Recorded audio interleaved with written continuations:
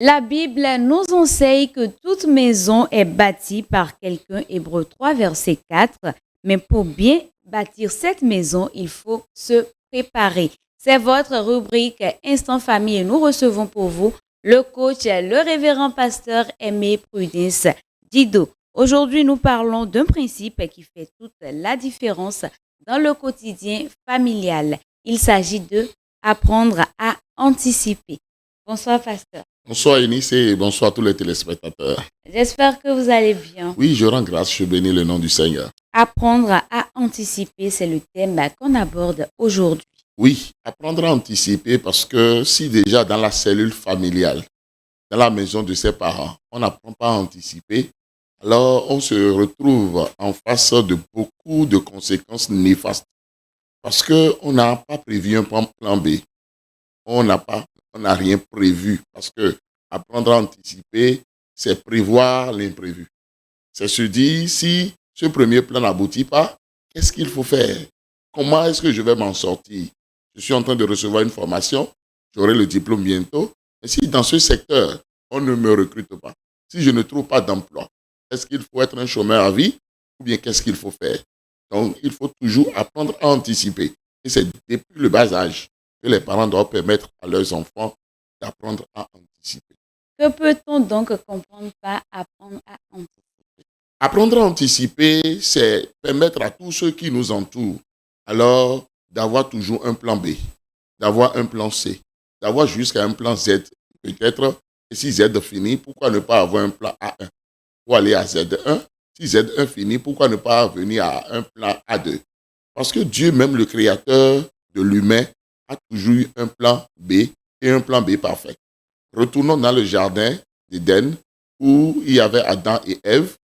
Voilà alors cette belle vie là où ils étaient en harmonie avec Dieu. Mais qu'est-ce qui s'est passé? L'interdit a été fait. Dieu leur a interdit de ne pas faire quelque chose, mais ils l'ont fait. Et en même temps, Dieu a mis en branle alors son plan B. Dieu a prévu alors maintenant le salut. Le plan du salut a commencé par se dérouler. Lorsque nous quittons alors cet exemple que nous venons dans le Nouveau Testament, après la mort de Judas, l'apôtre qui a été élu, c'est Matthias. Mais depuis cette élection, on n'a plus jamais entendu parler de Matthias jusqu'à la fin du Nouveau Testament. Dieu avait un autre plan. Dieu a prévu alors l'apôtre Paul, le bulldozer de la foi, sans qui même le Nouveau Testament serait une brochure, sans qui alors beaucoup de choses ne se feraient pas. Beaucoup d'églises n'allaient pas connaître le jour et on n'aurait même pas su comment gérer les églises aujourd'hui. Donc ça veut dire que en tant qu'enfant de Dieu, en tant que chrétien, nous devons apprendre à anticiper pour ne jamais être surpris au fait. Voilà. Pourquoi cette qualité est importante? Elle est très importante parce que, alors, Dieu nous a donné la tête pour réfléchir. Réfléchir pas seulement à notre présent, réfléchir pas seulement à un seul domaine, mais réfléchir à tout le plan. Réfléchir à toute notre vie. Réfléchir à l'imprévu. Parce que très souvent, notre plan n'est pas forcément le plan de Dieu. Notre plan n'est pas forcément le plan des autres. Notre plan n'est pas forcément le plan de notre conjoint. Notre plan n'est pas forcément le plan de nos enfants. Donc, il y aura tellement d'imprévus, il y aura tellement de choses. Et là, lorsque ça arrive, est-ce que nous sommes assez forts, assez courageux pour ne pas désespérer, pour ne pas complètement nous asseoir à la station de l'échec, croyant que vraiment le ciel est tombé sur la terre et c'est fini? Non, nous ne devons pas être comme ça. Donc, anticiper ou apprendre à anticiper, c'est d'abord être assez courageux pour accepter alors les déceptions, pour accepter que notre plan ne va pas forcément aboutir, pour accepter que alors il y aura des imprévus vraiment qui peuvent nous dépasser, mais nous devons l'accepter et maintenant continuer, maintenant par agir quand même malgré tout. C'est comme un crayon qui se casse. Le crayon se casse, mais ce n'est pas fini. On a maintenant 2 crayons. On peut tailler maintenant ces 2 crayons et les utiliser. Donc c'est comme ça déjà que les parents doivent donner beaucoup d'exemples à leurs enfants pour leur dire, si la vie vous donne du citron, il faut en faire de la limonade. Au lieu de dire, ah non, vraiment, c'est à cause de ça que tout est gâté dans ma vie, je n'irai plus nulle part. Non, il y a toujours une issue, il y a toujours une solution, il y a toujours une réponse. Et c'est pourquoi il faut toujours anticiper et s'apprêter, se préparer et attendre. Donc, il faut inclure l'anticipation dans l'éducation des enfants. Forcément, il faut vraiment que les parents non seulement soient des modèles, des exemples et montrent alors régulièrement aux enfants comment eux-mêmes ils ont anticipé sur telle ou telle situation. C'est pourquoi ils n'ont pas été surpris. Et maintenant, apprendre à ces enfants-là à toujours anticiper. Peut-être un enfant qui va à l'école, qui s'attendait à une note très élevée, et d'un seul coup, cet enfant se retrouve avec une mauvaise note. Ses amis commencent pas à se moquer de lui. Non?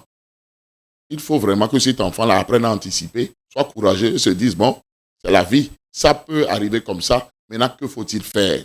Voilà, c'est de ça vraiment qu'il s'agit. Un conseil à l'endroit des familles dans le contexte de ce thème. Oui, c'est très important que les familles vraiment apprennent à tous les acteurs de la maison, tous les acteurs de la famille à savoir anticiper. Le fait qu'on n'a pas appris depuis la cellule familiale à anticiper a fait que beaucoup de citoyens aujourd'hui se découragent. Beaucoup de chrétiens aujourd'hui se découragent malgré tout l'enseignement de la parole de Dieu en disant que ça ira. Parce qu'on s'est dit, voilà ma formation, voilà mon domaine de prédilection, voilà ce que j'ai prévu, et comme ça n'a pas marché, c'est fini. Ça ne marchera plus jamais. Non, c'est faux. Ça ne veut rien dire du tout. Mais lorsqu'on anticipe, on prévoit. Lorsqu'on anticipe, on prévoit l'imprévu et on se redéploie. On réfléchit mieux. On trouve toujours une solution à tous les problèmes qui arrivent. Parce qu'un problème n'est pas réellement un problème. C'est une opportunité, alors, pour réfléchir autrement, pour solutionner autrement, pour trouver d'autres stratégies, d'autres manières de faire les choses. Et là, on doit être assez flexible parce que les gens sont très rigides et ils sont très colériques, très émotifs. Et c'est des chocs psychologiques, c'est des traumatismes. Parce que non, on ne doit pas me parler comme ça. Je n'ai pas prévu qu'on me parle comme ça. On vous a parlé comme ça. Qu'est-ce que vous devez faire? Calmez-vous, réfléchissez mieux, ayez l'attitude qu'il faut. Et là, c'est comme ça que vraiment les parents ont cette responsabilité-là d'en parler, d'éduquer et eux-mêmes d'être des exemples, des modèles. Pasteur, on va faire le résumé de tout ceci en langue locale.